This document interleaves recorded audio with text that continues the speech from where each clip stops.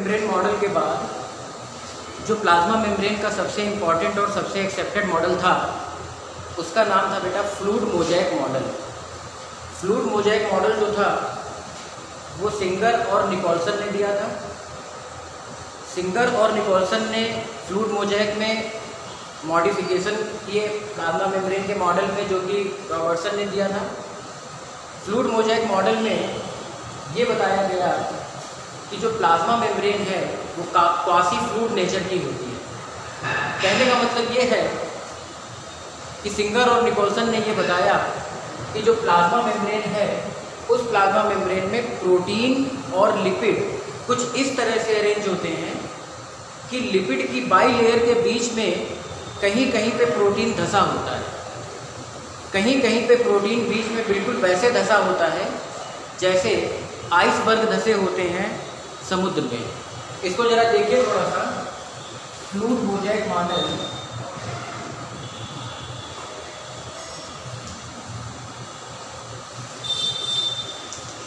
This is the most accepted model of the plasma membrane.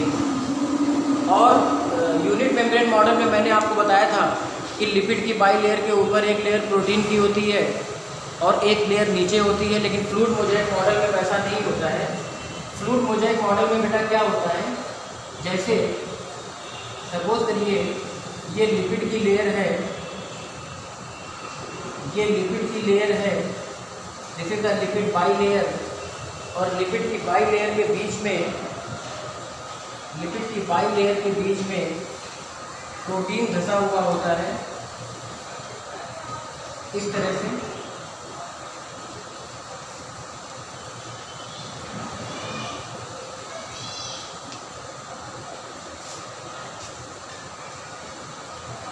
ये यहाँ पे lipid की बाई लेयर है और लिपिड की बाई लेयर में बीच में प्रोटीन धंसा हुआ है। Protein is embedded in the by layer of the lipid. और कभी कभी क्या होता है, ये प्रोटीन आंशिक रूप से धंसा होता है, मतलब पार्शियल इंसर्टेड होता है, और कभी कभी क्या होता है प्रोटीन पूरी तरह से ऐसे मेम्ब्रेन में पूरी तरह से ऊपर से लेकर नीचे तक धंसा हुआ पाया जाता है। अगर हम लोग इसे गौर से देखेंगे तो यहाँ पर ये प्रोटीन है, यहाँ पर ये प्रोटीन है, और ये यहाँ पे ऐसे पूरा धंसा हुआ पाया गया है। फिर से यहाँ पे लिपिड की लेयर,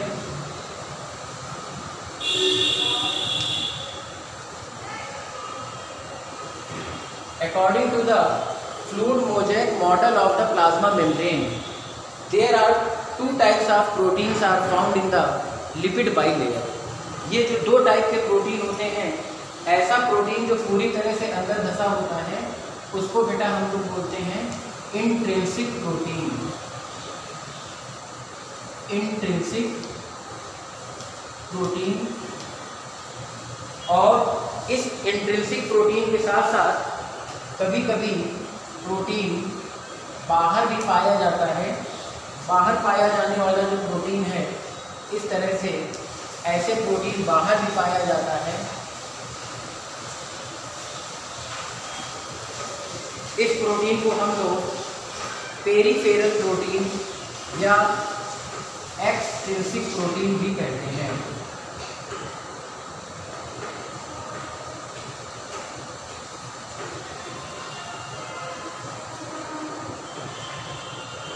यहाँ पर ये बाहर प्रोटीन है, दिस इज कॉल्ड है extrinsic protein. This is the extrinsic protein. और जो बाई लेयर में अंदर की तरफ धंसा हुआ है उसको बेटा हम लोग बोलते हैं इंट्रिंसिक प्रोटीन। अब हम इस मॉडल को थोड़ा सा गौर से देखेंगे। जब हम इसे गौर से देखेंगे तो जरा देखिए, ये लिपिड की बाई लेयर है, this is the by layer of lipid, और ये लिपिड का हेड है, हेड ऑफ द लिपिड, और ये लिपिड की टेल है। जैसा कि मैंने आपको यूनिट मेम्ब्रेन मॉडल में बताया था, प्लाज्मा मेम्ब्रेन का जो लिपिड होता है उसमें जो लिपिड का हेड होता है वो हाइड्रोफिलिक होता है, और लिपिड की जो टेल होती है वो हाइड्रोफोबिक होती है। जिस कारण से ऐसे नेचर को जिसमें हाइड्रोफिलिक और हाइड्रोफोबिक दोनों नेचर होते हैं, ऐसे नेचर को हम लोग एम्फीपैथिक बोलते हैं। अब प्रोटीन की बात करेंगे। लिपिड में प्रोटीन ठीक उस तरह से धंसा होता है जैसे समुद्र में आइसबर्ग धंसे होते हैं। यही है iceberg of protein are embedded in the sea of lipid. अब यहाँ पे मतलब क्या है, वो प्रोटीन जो लिपिड बाइलेयर के अंदर तक धंसा होगा उसे इंट्रिंसिक प्रोटीन कहेंगे, और जो बाहर की ओर होगा उसे बेटा एक्सट्रिंसिक प्रोटीन कहेंगे। अब कुछ प्रोटीन ऐसे होते हैं जो पूरी तरह से पूरी लिपिड लेयर में धंसे होते हैं, वो इंट्रिंसिक प्रोटीन होते हैं। साथ साथ वो ट्रांस मेम्ब्रेन चैनल बनाते हैं। ट्रांस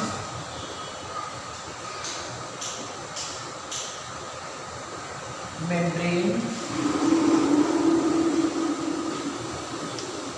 चैनल, ये ट्रांस मेम्ब्रेन चैनल बनाते हैं। किसी भी चीज़ का मूवमेंट या आवागमन जो होगा वो ऐसे पोर्ट से होगा। These are the transmembrane channel, या इन्हें चैनल प्रोटीन भी कहते हैं, जो प्लाज्मा मेम्ब्रेन के क्रॉस ट्रांसपोर्टेशन में मदद करते हैं।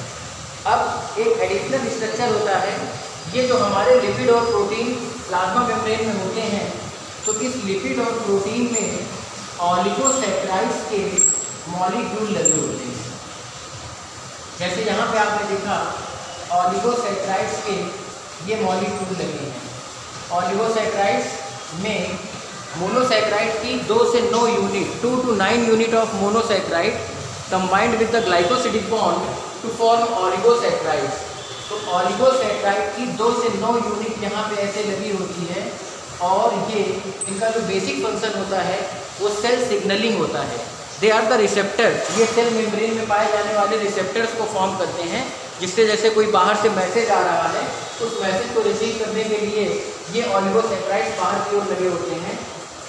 अगर ये ऑलिगोसैकेराइड प्रोटीन से जुड़े होते हैं तो इनको बेटा हम लोग बोलते हैं ग्लाइको।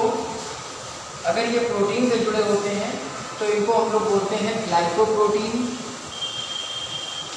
और अगर ये लिपिड से जुड़े होते हैं तो इनको हम लोग बोलते हैं glycolipid. So glycolipids and glycoproteins are the structure which are the oligosaccharides, and these oligosaccharides are attached with the protein and lipid. Protein और लिपिड से अटैच होने वाले जो ऑलिगोसैकेराइड्स हैं वो ग्लाइकोप्रोटीन बनाते हैं, और अगर लिपिड से अटैच होते हैं तो वो ग्लाइकोलिपिड बनाते हैं। अब यहाँ पे दूसरा पॉइंट आपको ये समझना है कि जो प्लाज्मा मेम्ब्रेन है उस प्लाज्मा मेम्ब्रेन में फ्लूइड नेचर होता है। फ्लूइड का मतलब होता है द्रव्य। प्लाज्मा मेम्ब्रेन का जो फ्लूइड नेचर होता है that is due to the lipid. इसको बिल्कुल आप ऐसे समझिए जैसे कोई समुद्र में बर्फ़ का बहुत बड़ा पहाड़ है और वो पहाड़ समुद्र के पानी में तैर रहा है। ठीक उसी प्रकार से ये जो प्रोटीन्स होते हैं ये लिपिड में ऐसे इधर उधर तैरा करते हैं। तो प्रोटीन का जो ये मूवमेंट होता है ये लैटरल मूवमेंट होता है, जो लिपिड्स में इधर उधर मूव किया कर सकते हैं, और ऐसा पॉसिबल होता है फ्लूइड नेचर की वजह से।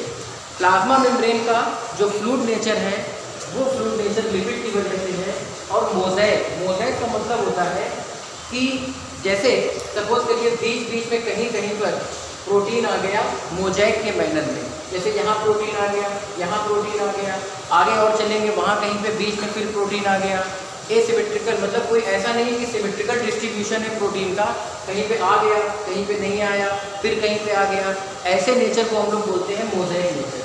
तो mosaic nature of plasma membrane is due to the protein and fluid nature of plasma membrane is due to the lipid. Lipid मैंने आपको बताया है, लिपिड बाई लेयर होती है, लिपिड में एक हेड होता है और बेटा लिपिड में एक टेल होती है। टेल जो होती है लिपिड की वो हाइड्रोफोबिक होती है, और हेड जो होता है लिपिड का वो हाइड्रोफिलिक होता है। हम लोगों ने यूनिट मेम्ब्रेन मॉडल में लिखा था, यहाँ भी लिख सकते हैं टेल को हाइड्रोफोबिक, और हम लोग यहाँ पे लिख सकते हैं हेड को हाइड्रोफिलिक।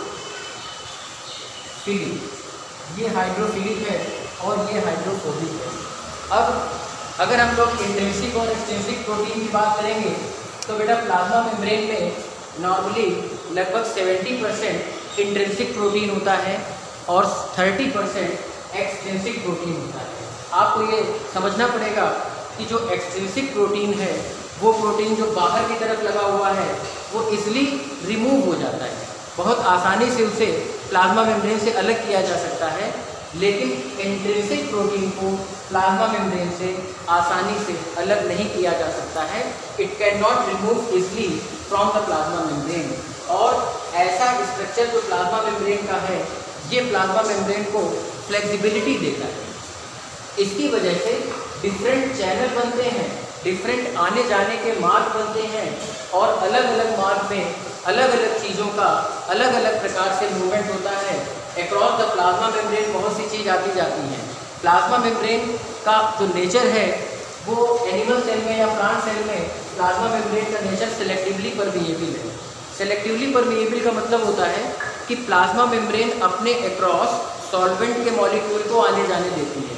सॉल्वेंट के मॉलिक्यूल उसके अक्रॉस तो आ ही जाएंगे, लेकिन अगर सॉल्वेंट के मॉलिक्यूल्स के साथ साथ कुछ इंपॉर्टेंट सॉल्यूट आयन जैसे sodium ion, potassium ion, calcium ion etcetera, अगर वो भी उसके अक्रॉस जाते आते हैं तो ऐसे नेचर को हम लोग बोलते हैं सेलेक्टिवली परमिएबल या डिफरेंशियली परमिएबल। तो हम लोगों के सेल में जो प्लाज्मा मेम्ब्रेन होती है वो प्लाज्मा मेम्ब्रेन सेलेक्टिवली परमिएबल होती है या डिफरेंशियली परमिएबल होती है। फिर से समझिए, प्लाज्मा मेम्ब्रेन में ग्लाइकोलिपिड और ग्लाइकोप्रोटीन्स पाए जाते हैं। अगर ऑलिगोसैकेराइड्स का मॉलिक्यूल अटैच हो जाएगा लिपिड से तो उससे बनेगा ग्लाइकोलिपिड, और अगर ऑलिगोसैकेराइड्स का मॉलिक्यूल अटैच हो जाएगा प्रोटीन से तो उससे बन जाएगा ग्लाइकोप्रोटीन। ग्लाइकोप्रोटीन और ग्लाइकोलिपिड का सिंथेसिस गोल्जी बॉडी में होता है, और जिस प्रोसेस से ये काम होता है उस प्रोसेस को हम लोग बोलते हैं ग्लाइकोसाइलेशन। ग्लाइकोसाइलेशन का प्रोसेस है, उसकी वजह से ये ग्लाइकोलिपिड और ग्लाइकोप्रोटीन्स का फॉर्मेशन होता है। तो सिंगर एंड निकोल्सन ने फ्लूइड मोज़ेक मॉडल दिया था, जिसको सबसे ज़्यादा एक्सेप्ट किया गया था, सबसे ज़्यादा इसे मान्यता मिली थी, और इस मॉडल के आधार पर और भी रिसर्च हुई और ये पता चला कि प्लाज्मा मेम्ब्रेन एक बहुत ही फ्लेक्सिबल फ्लूइड नेचर की और साथ साथ थोड़ा सा मोज़ेक नेचर की एक मेम्ब्रेन होती है, जिसकी थिकनेस लगभग 75 से 100 एंगस्ट्रॉम होती है। तो इस तरह से मोस्ट एक्सेप्टेड मॉडल है जो प्लाज्मा मेम्ब्रेन का, that is the fluid mosaic model, और इसे प्रपोज किया था सिंगर और निकोल्सन ने। ओके।